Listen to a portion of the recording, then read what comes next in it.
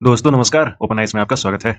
राष्ट्रीय chemical and fertilizer limited ने management trainee के पोस्ट पे रिक्रूटमेंट निकाला है। टोटल सीट 158, जिसमें engineer officers, B BTech, MBA in HR, finance, marketing. कोई गेट स्कोर की रिक्वायरमेंट नहीं है। इंजीनियरिंग स्ट्रीम में जो स्टार्ट डेट है, अप्लाई करने की स्टार्ट डेट है, वो 8 जून से होती है और ये ऑनलाइन अप्लाई करना है। और लास्ट डेट है 1 जुलाई 2024, जिसमें मैकेनिकल इंजीनियर की 30 पोस्ट है, इलेक्ट्रिकल इंजीनियर 27, सिविल इंजीनियर की 4, सबसे ज़्यादा पोस्ट है केमिकल इंजीनियर की, कंपनी भी केमिकल से रिलेटेड है। इंस्ट्रूमेंटेशन इंजीनियर की 18 पोस्ट है और इंडस्ट्रियल इंजीनियरिंग की 10 पोस्ट है। नॉन इंजीनियरिंग सेक्टर में, जिसकी एप्लीकेशन डेट वही 8 जून से 1 जुलाई तक, मैनेजमेंट ट्रेनिंग मार्केटिंग, जिसमें एमबीए मार्केटिंग वाले आएंगे, MBA HR, management training HR, marketing, MT marketing की 10 पोस्ट, एमटी एचआर की 5 पोस्ट, एमटी एडमिनिस्ट्रेशन की 4 पोस्ट, मैनेजमेंट ट्रेनिंग इन कॉर्पोरेशन कम्युनिकेशन उसकी 4 पोस्ट है।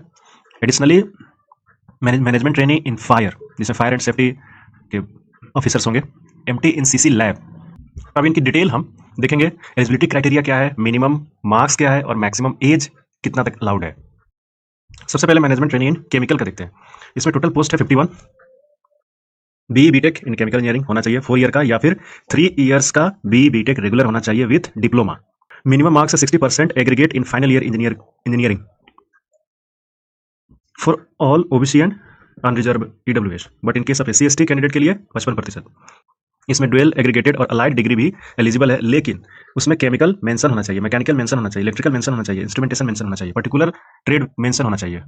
एज की बात की जाए तो अनरिजर्व और ईडब्ल्यूएस के लिए 27 years age on date 1 June 2024, OBC non criminal year के 30 ईयर्स, एससी एसटी के लिए 32 ईयर्स।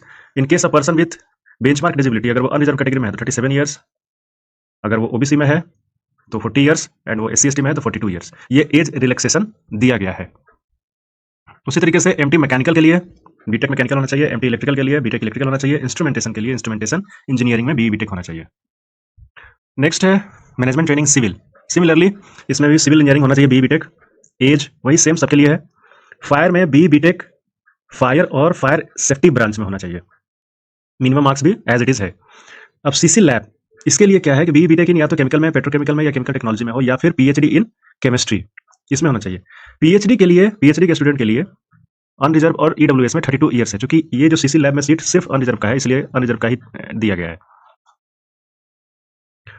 इंडस्ट्रियल इंजीनियरिंग के एमटी के लिए बी बीटेक इंडस्ट्रियल इंजीनियरिंग में होना चाहिए। नॉन इंजीनियरिंग में देखते हैं तो सबसे पहले एमटी मार्केटिंग। मार्केटिंग के लिए बैचलर डिग्री के साथ साथ MBA in marketing, agri business management या एग्रीकल्चर, इसमें 2 ईयर का डिग्री होना चाहिए in addition to bachelor degree. इसमें मिनिमम मार्क्स बताया गया है कि पोस्ट ग्रेजुएशन में 60% एग्रीगेट मार्क्स होना चाहिए फाइनल ईयर में, और एससी एसटी के केस में 55%। Age age it is same है, कोई चेंजेस नहीं है। एमटी एचआर के लिए बैचलर डिग्री के साथ साथ पीजीडीएम या फिर पीजी होना चाहिए, बिजनेस मैनेजमेंट, एचआर या फिर एचआर में, पर्सनल में, सोशल वर्क में, welfare, industrial relation, public labour studies, इन सब में से किसी एक में होना चाहिए। नेक्स्ट है management training in administration.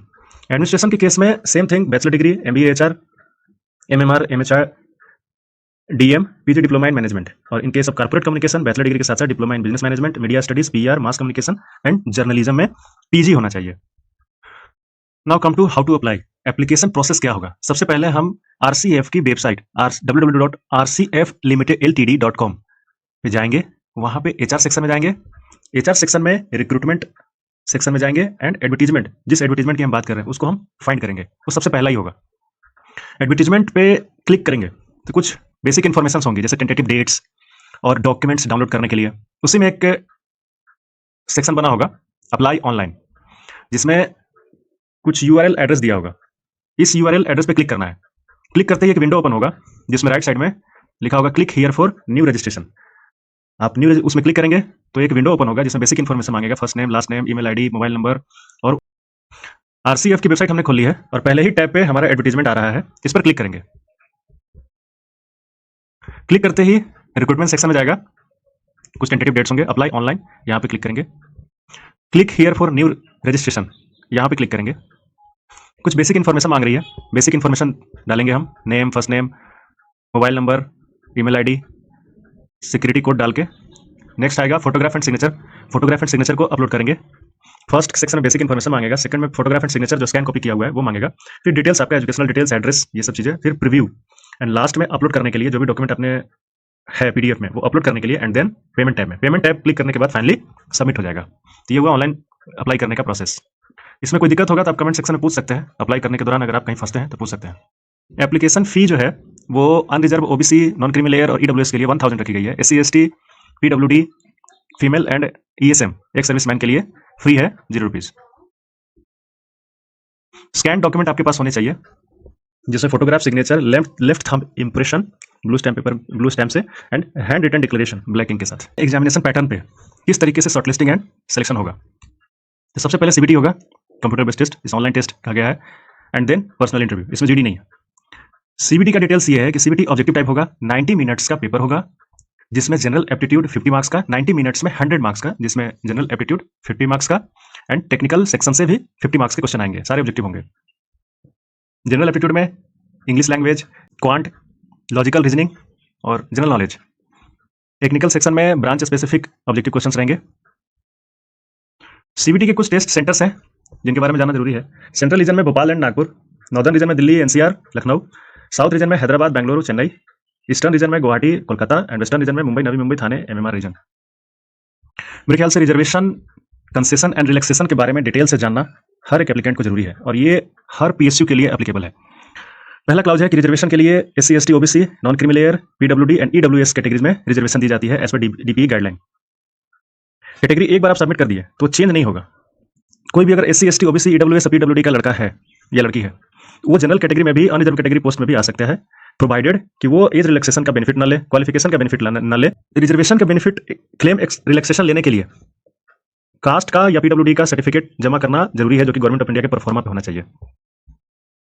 OBC के केस में अगर वो क्रीमी लेयर में नहीं आता है तो वो ओबीसी का बेनिफिट नहीं ले पाएगा और उसको अनरिजर्व कैटेगरी में जाना पड़ेगा और उसकी कैटेगरी जनरल मानी जाएगी। एक ओबीसी को लेकर इसमें डिटेल चीजें हैं जो कि हर पीएससी में होता है।